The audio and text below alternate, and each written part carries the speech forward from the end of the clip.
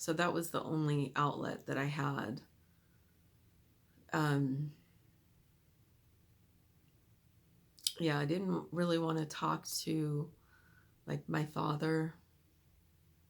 He had his own health things going on, and there really wasn't family that helped out or anything like that. So I didn't talk to any of them.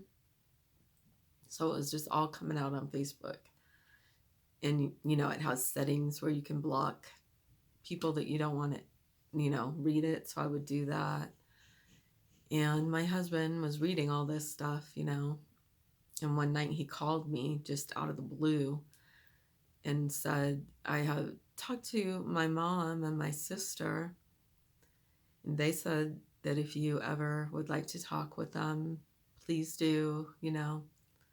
His mom was going through her third round with cancer, but this time she chose no treatment. And his sister had lost her husband not long ago to cancer.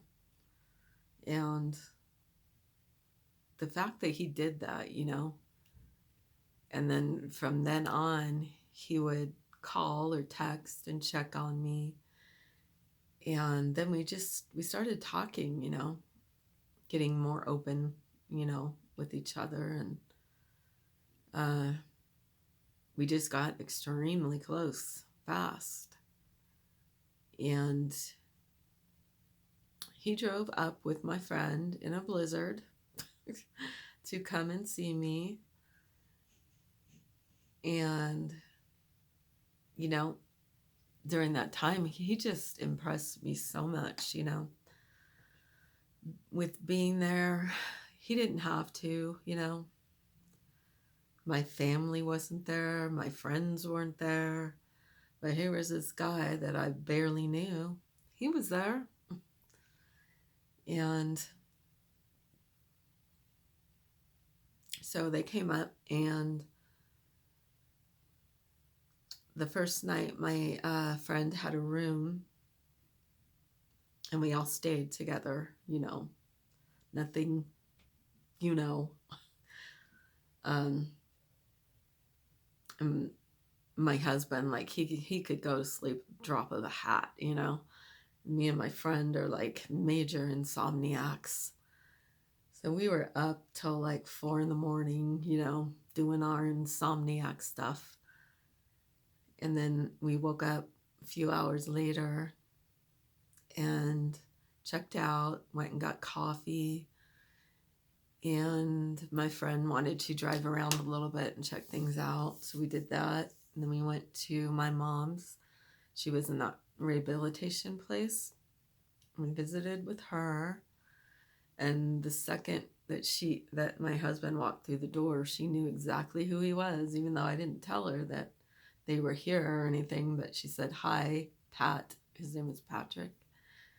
And she knew. And, she was very impressed with him too. After we visited my mom, well, first she gave us like a tour of the place. She was very happy with it and very happy with me because they were going to send her to another place. But these two people that we met at the cancer center and became friends with, the husband had just been diagnosed with the cancer, but he was going to be fine. It was like stage 1, and it was like barely there, so he was going to be okay. But they told me, please don't let her go there. That place is known for, not so great things. So I talked to someone that facilitates all that at the hospital, and they changed her to this good place. And so she was, really happy and showing us all around, and went to the rooms where she did the rehabilitation, like lifting, light weights and all this stuff. And so then we left, and we went to some other places in that town. And they eventually, at the end of the day, took me back to the cottage. And my husband and I were saying goodbye, and he was hugging me, and he told me, I want you to, this part always gets me.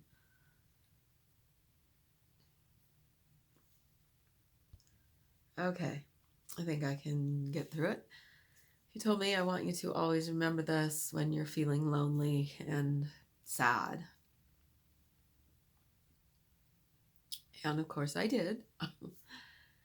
And he, we would text each other first thing in the morning. He got up at 4 in the morning to go to work every day, and he would send me a text, and I would, send him one sometimes. And,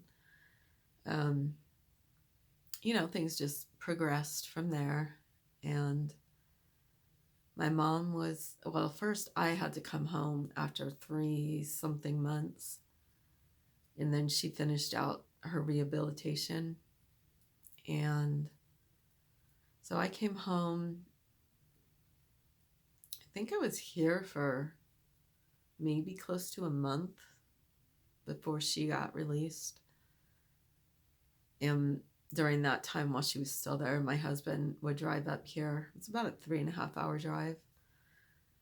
And come stay like the weekend, and then go back on Sunday.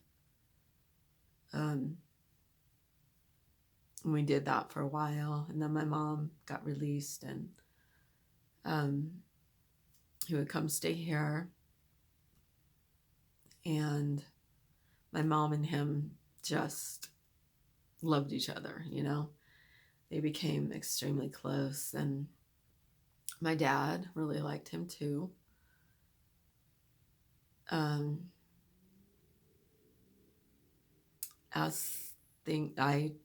was the caretaker for my mom and my dad and my husband 24/7. And I've talked about this before in another video that I did for my friends and family.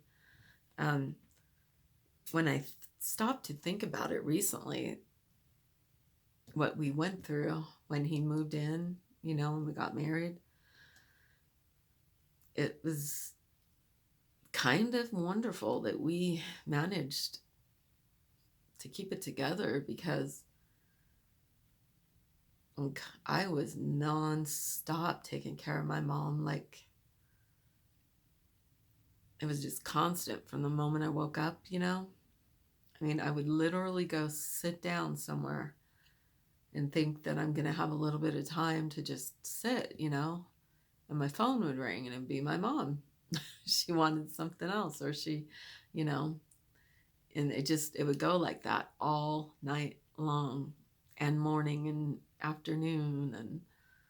And I remember it'd be 1 something in the morning, and I'd think, okay, I'm gonna go in there, get everything that she could possibly need or want, or anything and everything, put it on her tray. They have that. She was on hospice, not at first, but later on. But we had a tray, and I would put everything, her water, her glucose meter, whatever, her cough medicine. And at that point in time, she could still, like do her medicines and stuff, and her breathing treatments. She had breathing treatments.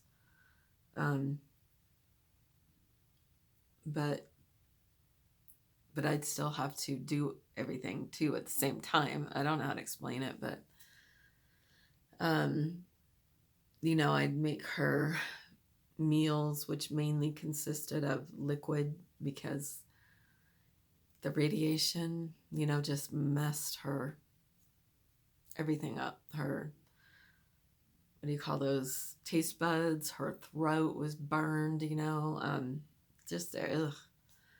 The woman just had a horrific time, which, maybe at some point I'll get into that. But anyway, the point of that is,